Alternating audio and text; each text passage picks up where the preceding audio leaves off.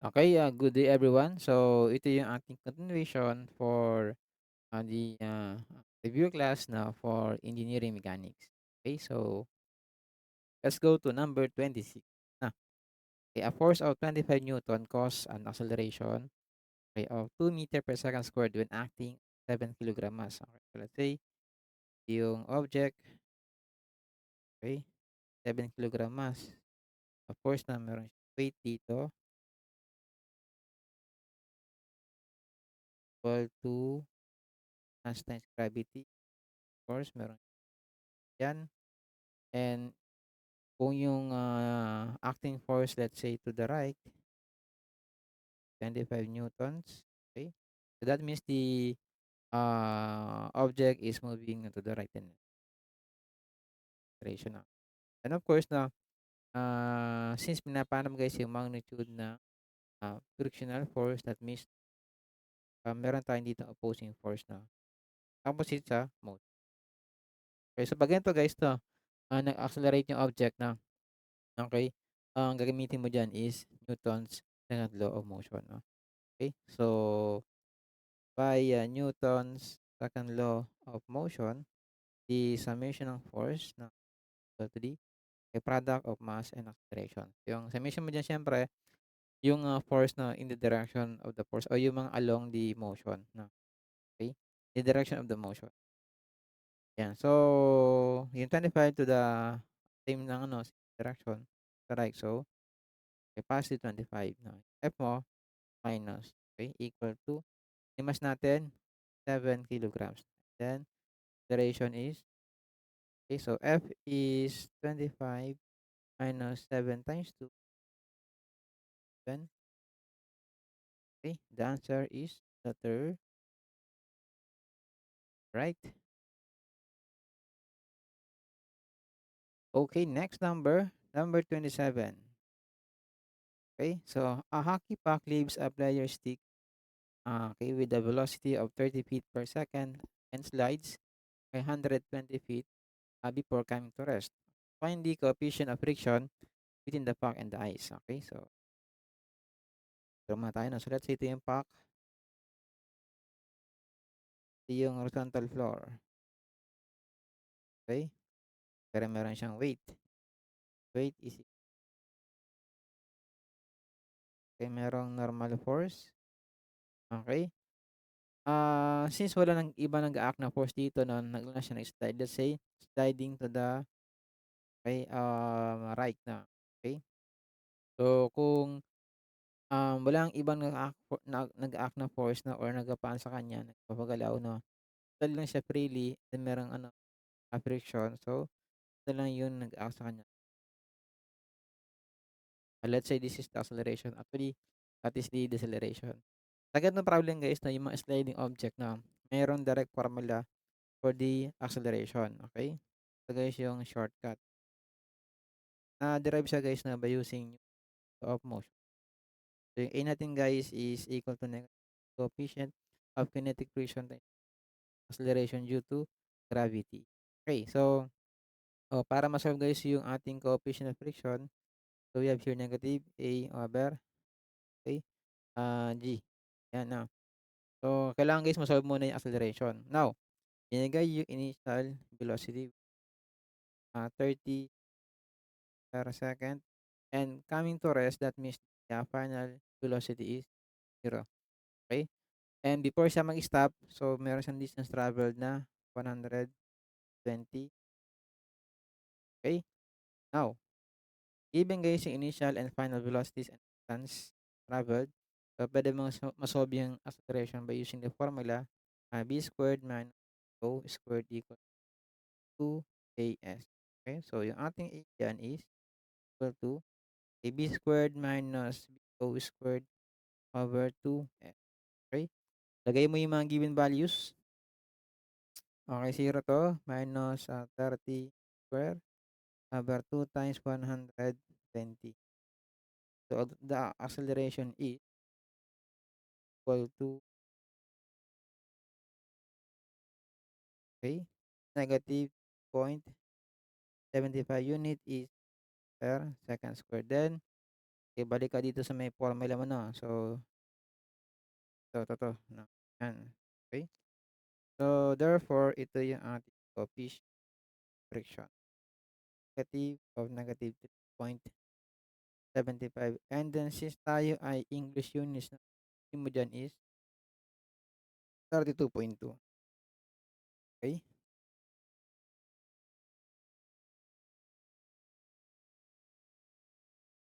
'Yan, so the answer guys 'no, approximately with 3 decimal places is 0.1. The answer is a letter A. Okay, next number tayo guys, 29. Hindi ko na-solve yung 28 kasi nga, it is just a similar problem of 29. Okay, 'yan. So, kayo na lang guys mag-solve na 'no. Ayan, so 29 guys, a man weighs himself in an elevator. When the elevator is at rest, okay, he weighs 185 pounds. Now, when the elevator starts moving upwards, he weighs 210 pounds. So, how fast is the elevator accelerating? Of course, no, pag sinabing when at rest, no, kung ikaw ay nasa loob ng elevator, oh, yan guys, ano, yan, ano, meron diyang weighing scale, siyempre, no, okay? So, when at rest, siyempre, mabasa lang ng, ano, na weighing scale. Okay, kumbaga yung ano diyan, normal force 'no, ito yung, reading, okay, ito yung weight mo, 'di ba? So, when at rest, okay, siyempre itong dalawa same lang. So, that means the weight, okay, of the person standing elevator 'no, 'yan, is the same 'no, 'yan, okay? Ah, same ng reading ng ano, weighing scale, 108. Okay, now siyempre, when accelerating, pare bagay na 'pag umandar yung elevator pataas 'no, you will feel na, okay, much, heavier.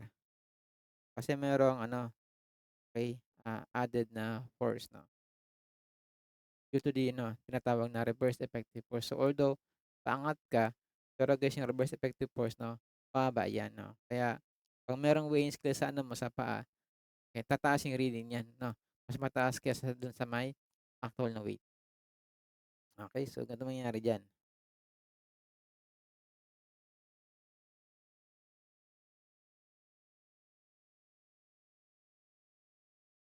okey? Pe 'Yan, so nabasa na niya guys dito ng paangat siya, okey? Ano, he weighs the 200 pounds. So, yung reading guys natin, okay, is 210 pounds. Okay? Siyempre yung weight niya guys 'no, hindi naman magbabago 'yan, okay? Yung kanina natin 'no, 185. So, accelerate guys upward. So, yung motion natin upward, okay? A. So, ngayon, okay, to determine the acceleration, gagamit tayo ng, okay, tons na law of, okay? So, the summation, the force is equal to the product of mass acceleration, okay? Weight mo, yung reading pala na pataas yan kasi normal po siya, okey? So, may 210 minus yung weight mo opposite ng 180 equal to mass natin guys 'no, 'di ba naka-week 'to yung ano, yung 185 pounds. So, para maging, mass yan, weight mo divide mo ng, English tayo, so 185 over, 32 acceleration. So, the acceleration is equal to, um, 32 point over 180 quantity, then ano,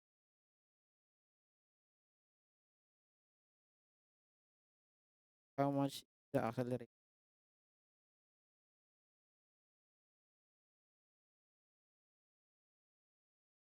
Ang sagot guys is 4.35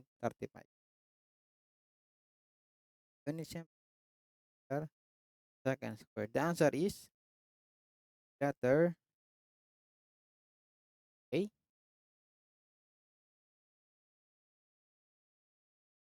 Okay, next problem is 30. An object is placed 2.5 meters from the center of a horizontally rotating platform. The coefficient of friction is 0.3. Okay, the object will begin to slide off when the platform is speed is nearest to. So, ibig sabihin guys, no, okay, aalis siya sa kanyang equilibrium position, no, okay, when the object, no, okay, attains a certain speed. Okay, di ba guys, no, may tinatawag na impending motion, no, or impending force, no. So, dito naman guys sa rotational, no, so merong speed na wherein yung object mo is kakawala sa kanyang okay, pinaglalagyan, di ba? Okay, so ano naman guys yung atake 'pag tayo ay, rotational na, okay? So sa top view guys na ito yung itsura niyan, view na, okay? So let's say guys andito yung object,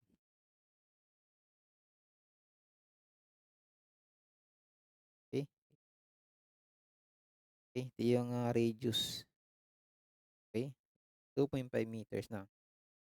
Let's say R muna guys na, okay?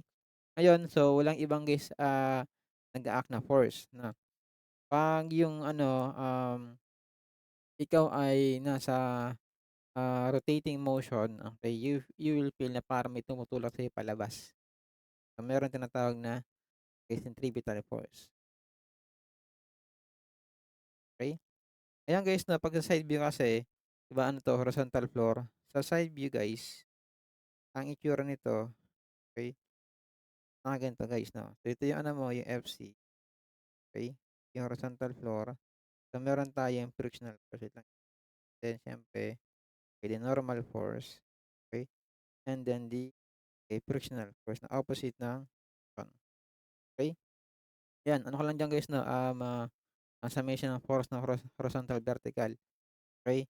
'Pag sa vertical, so siyempre, kung ini-keep mo yan kay 0, okey, basically yung mo, yung normal force equal lang kay weight no, equal kay mg, okey? Then remember guys na yung ating frictional force is equal lang kay coefficient of friction times the normal force, okey? So ito ay m times g, okey? Now, sa x naman, sa horizontal, okey, 0 tayo. So basically yung, mo diyan, yung FC equal lang kay frictional force.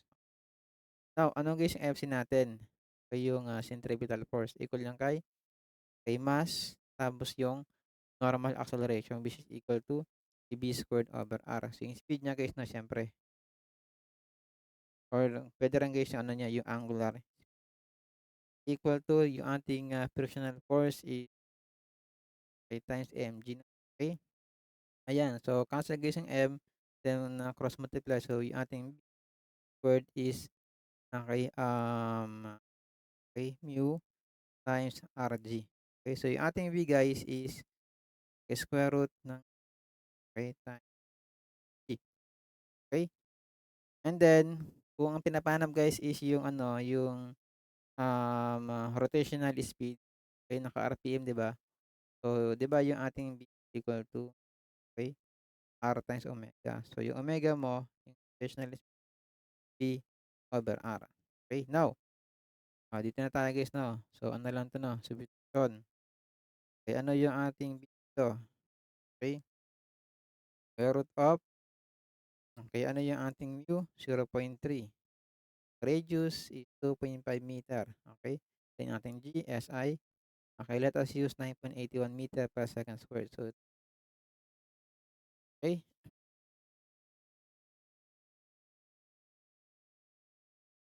times so meron tayong, 2.71 meter per second. Okey, paano siya magiging omega? So, V over R, okey. 2.71 meter per second per 2.5 meter. Ang unit niyan guys 'no, so meter per second over meter magiging, radian per second. Meron tayong, let's say 1.085 radian per second. Ngayon, gawin mo siyang RPM. Paano? Siyempre,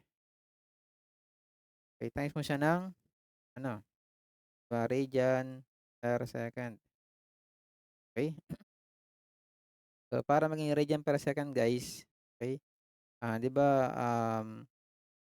para maging RPM 'no, okay, meron tayong 60 seconds in 1 minute. Then yung radian naman, meron tayong, 1 revolution, okay, pi radian. So, just multiply this by 6 by 1 and 2, 10.36, 10.36, so approximately 10 RPM 'no, revolution per, minute, okay? 2.10,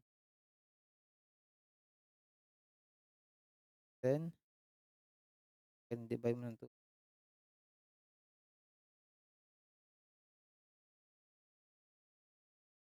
10 point, okay, letter A,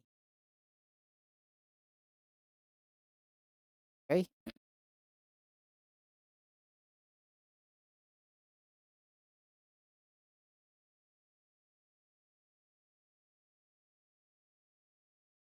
Okay, next is 31. A 2 Newton weight is swung in a vertical circle at the end of the cable that will break if the tension exceeds 500 newtons. Okay? Find the velocity of the weight when the cable breaks. Okay? So, pag ano naman guys, ng vertical motion tayo, the tension in the cable, no? Ay nagbabago yan, no? Okay? Every height, okay? Dun sa kanyang, plane. Okay? So, syempre, meron diyang point wherein the tension in the cable is maximum. Meron namang siyempre, okay, point wherein the tension in the cable is, okay?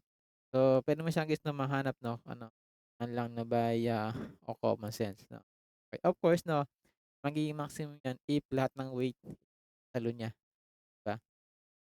Okey. And, siya naman ay minimum if hindi niya guys masalo yung weight, okey? Kumbaga meron siyang katulong na 'yan. So, ito yung ating vertical circle.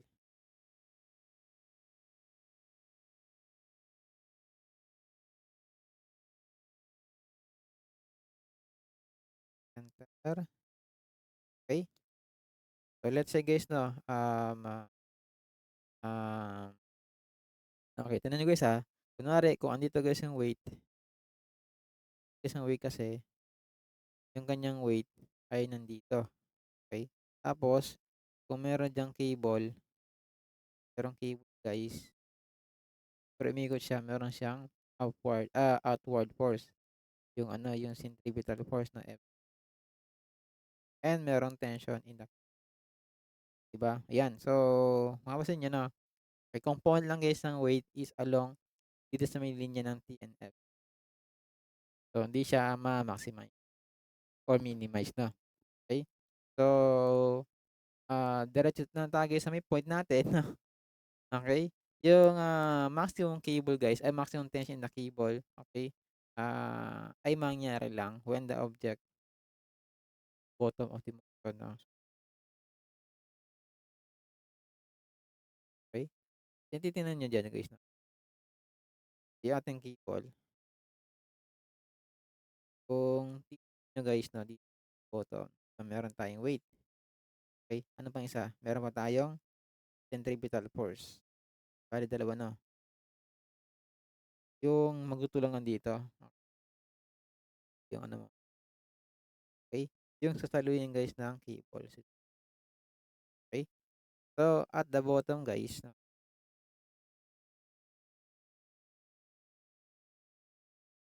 okey, by, summation of forces vertical, so yung T mo minus the weight minus FC equal to, okey.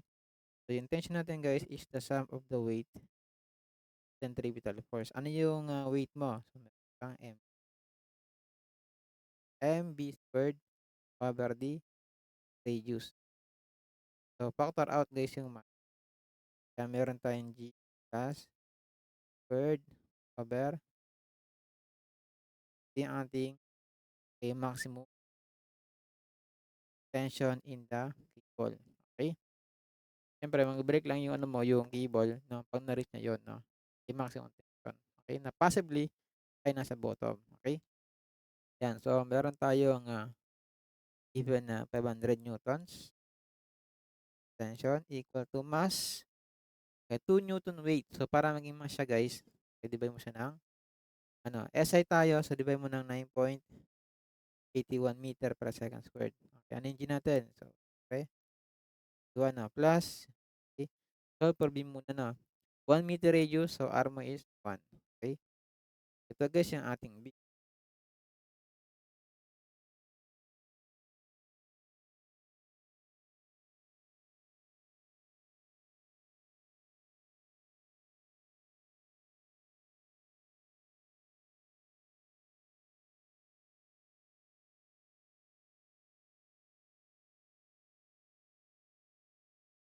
Okey, so ito guys yung ating 49.42 meter per second, okey. So para makuha guys yung omega, yung beam mo is i-divide mo lang ng radius, 'di ba? So 49.42 meter per second over the 1 meter radius. So yung numerical value gano'n pa rin naman, 49.42. Ang unit niya guys is radian per, okey. So 49.42, letter, okey. So next tayo guys 'no. Okey, next number tayo is 32, okey. On a normal day, the speed limit of a curve is, 100 kph. Now if the curve has a radius of 180 meters, at what speed will skidding impede if the coefficient of friction between the tires and the road is 0.3? Okay, so, before natin guys i-solve 'to, okay, let me review yung about sa banking curves na, okay. Kasi 'pag sinabi guys na normal day, the pressure between the tires and the road is almost zero, okay. So that means guys na 'pag sinabing normal day, okay, 'pag sinabing normal day, the, the car or the vehicles na, okay, are running at yung sinasabing normal or normal speed. Ibig sabihin guys 'no, meron tayong tinatawag na, ideal, okay, angle of banking, 'yan. Kumbaga ito yung ano mo, yung, road na naka-incline, yung, car natin na naka-ano, 'yan yung car natin na naka, front view na, okey.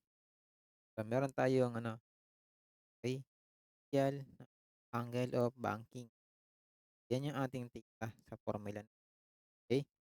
'Yan. So, 'pag ano guys na 'pag, normal speed or rated speed, ito guys yung formula natin. So, tan of theta is equal to, the square of the rated or normal speed, okey, over radius, okey, ng curve. So, meron siyang center diyan siyempre, distance niya ng R natin, okey, over RG.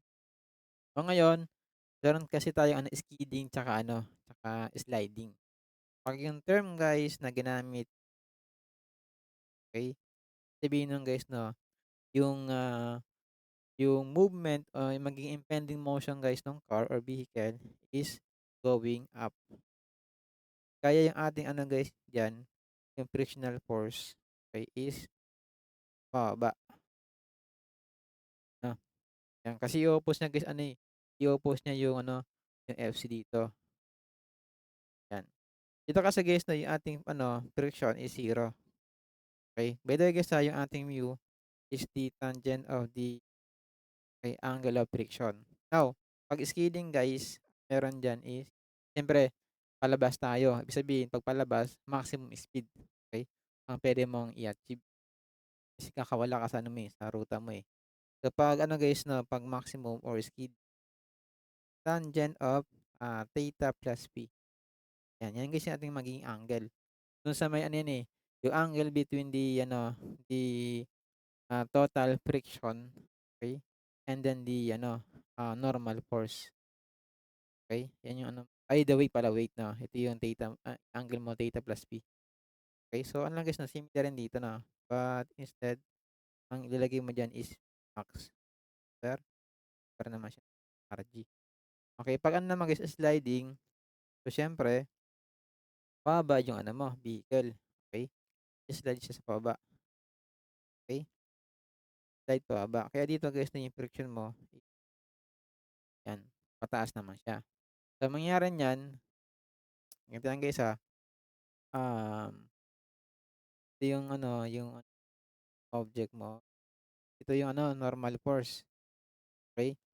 Kung tayo ay skidding kasi, 'di ba andito yung ano mo, friction.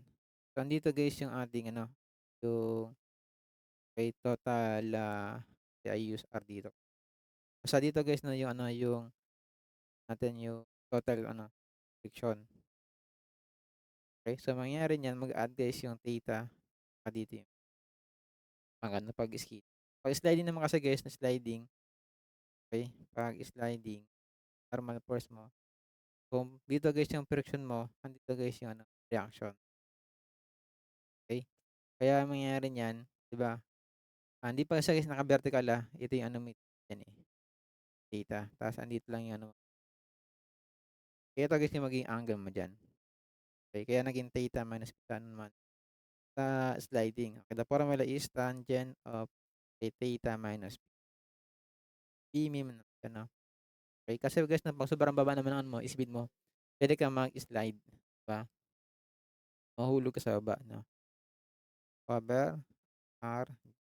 Ayan, so ito guys 'no, yung given na 100 kph, that is the rated speed, okay? So before mo guys ma-solve yung ano, speed, okay, for impending motion or ano, skidding will impend, okay, you have to find first the ideal na angle of banking theta natin, okay?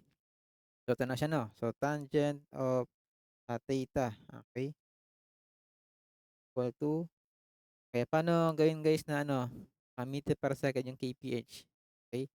Sa kph tayo, ako ginagawa ko diyan guys na ganito 'no, 'di ba? Para medyo ano, mabilis 'no. Kay 1,000 meter, kay 1 kilometer, tapos 1 hour, okay, and 3,600. So para maging meter per second guys 'no, ang ating ano, divisor is 3.6. Okay, so itong 100 guys, divide ko lang siya ng 3.6 para maging meter per second. Over, i-reduce natin 180, then G, okay, let us use 0.81 meter per second squared. So ito guys yung ating ano, ideal angle of banking.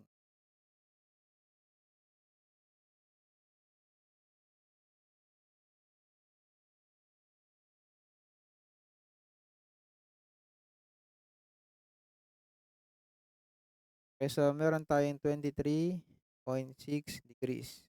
Okay? Now, ang ating, coefficient of friction is 0.3. Angle of friction is the arctan of 0.30. Okay? 0.7 degrees. Okay?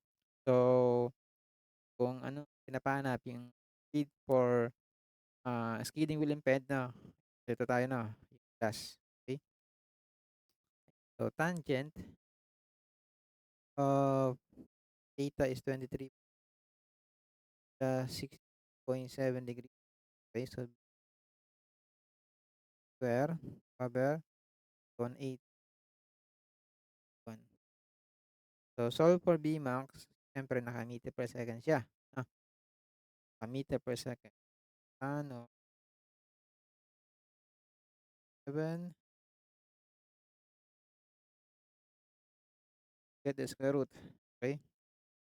So, meron tayong 38.7. Okay? Meter per second. Paano mo siya guys gagawing ano? kph naman. Okay? Kung kph to meter per second, nagdibagan 3.6. So, pag meter per second naman to kph, i-times mo siya ng 3.6, 1 meter per second. So, this equal to 139 point something. 0.3. Okay? So, the answer is letter B. Alright? Napakasimple lang guys 'no ng banking 'no of highway curve. So, yung ano guys ng mga, kalsada na nasa mga bundok, ganyan guys ang pagde-design.